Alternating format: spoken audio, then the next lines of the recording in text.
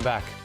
Dozens of mourners paid tribute to former Communist Party boss Zhao Ziyang on the 10th anniversary of his death. They gathered at his home in Beijing. Zhao's former top aide, Bao Tong, wasn't there, but he sent an offering. There were reports police tried to block foreign journalists from entering Zhao's home. He was removed from power for opposing the 1989 Tiananmen Square crackdown, and he spent more than a decade under house arrest before his death. Staying on the mainland, 22 people have been confirmed dead in the capsizing Thursday of a tugboat on the Yangtze River. The newly built 30-meter, 360-ton tug with an international team aboard was on a test voyage in the river's Fubei Channel when it suddenly turned over. 3 people were rescued and are in stable condition. Swift currents had hampered the operation. It wasn't until this morning that rescue teams were able to pull the vessel to the surface and to shallow waters for a thorough search inside. 4 Singaporeans, an Indian, an Indonesian, a Japanese, and a Malaysian were among the dead. The U.S. Supreme Court has agreed to take up one of the country's top social issues. It'll decide whether to legalize same-sex marriage. NBC News reports. The court agreed to answer 2 questions. Does the Constitution require states to grant marriage licenses to same-sex couples? And do states have to recognize same-sex marriages legally performed somewhere else? There aren't that many uncharted areas of the Constitution when it comes to just the core question of what's discrimination, what's fairness, what's equality in the country, and how much are we going to rely on tradition. Among the cases granted today, a challenge to Michigan's ban on same-sex marriage, brought by April DeBoer and Jane Rouse. Together 8 years, each has adopted 2 special needs children. They want to be married so both can be parents of all the children. We saw something that was wrong and we decided we needed to make it right.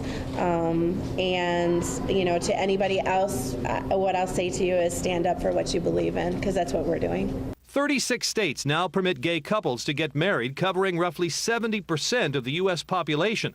But courts ruling the other way have upheld bans on gay marriage in 5 other states, a split the Supreme Court will now resolve. Groups defending the state ban say the big question is who gets to decide. Is it a handful of federal judges that get to decide this important policy question of marriage, or is it the American people at the ballot box and through our democratic institutions? The court will hear the case in April and decide it by late June. And tonight, the Obama administration says it will urge the court to rule in favor of same-sex marriage. Mitt Romney, the Republican candidate who lost the 2012 U.S. presidential election to Barack Obama, has confirmed he is considering another run for the White House in 2016. Now, there's some speculation about whether I'm about to embark on a political endeavor in which I've been previously unsuccessful. Let me state unequivocally that I have no intention of running for U.S. Senator in Massachusetts. Under President Obama, the rich have gotten richer, income inequality has gotten worse, and there are more people in poverty in America than ever before. Under this president, his policies have not worked. Clashes once again erupted on the streets of Brazil during protests against an increase in public transportation fares. There were scuffles between police and demonstrators in Sao Paulo. Riot police used tear gas to disperse the crowds who had earlier participated in a free pass movement rally. In Rio de Janeiro, hundreds of demonstrators marched through the streets of the 2016 Summer Olympics host city. Outside City Hall, protesters blocked the roads. The fare hike, which went into effect last week, raises public transportation fares by 18% in Sao Paulo and 13% in Rio de Janeiro. Back locally now, the salaries of the chief executive and politically appointed officials will be going up next month. The government attributed the increases to a recovering economy. Evelina Lung has more. In 2009, then Chief Executive Donald Tsang and politically appointed officials took a voluntary 5.38% pay cut due to the weak economy. Late last night, the government announced the salaries of the CE and other top officials will be restored to levels approved in 2002. The government says the economy has turned around since 2009, so the continuation of the voluntary pay cut is thus no longer reasonable. The new salaries will take effect next month. The chief executive's salary will go up to about $370,000 per month. The three principal officials will each get an average $17,000 increase, while the pay for the 12 bureau chiefs will climb to about $300,000 each month.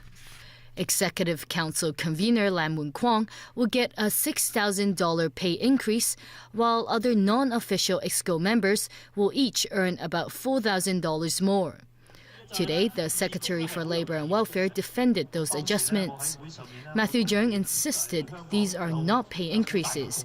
They simply restore salaries to their previous levels. He added this has to be done in order to keep and attract talent for these positions. Civil servants are also getting a pay hike. Yesterday, the LegCo Finance Committee approved a 4.71% increase for middle and lower ranking staff and a 5.96% rise for senior staff. Evelyn Lang, TVB News. 4 people were injured in a traffic accident in Mongkok this afternoon.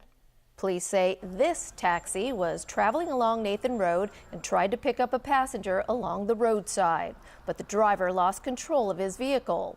It then swerved onto the pavement and the front of the taxi was damaged. Officers arrived at the scene to investigate. Those injured were taken to the nearby Kwonghwa Hospital for treatment. The cabbie was later arrested for suspected dangerous driving. Chris, what do you have for us in sports today? Well, we've got a little snooker, actually. That's a bit of a change-up, and they're down to the last 4 at the Masters Snooker Tournament in London. Sean Murphy defeated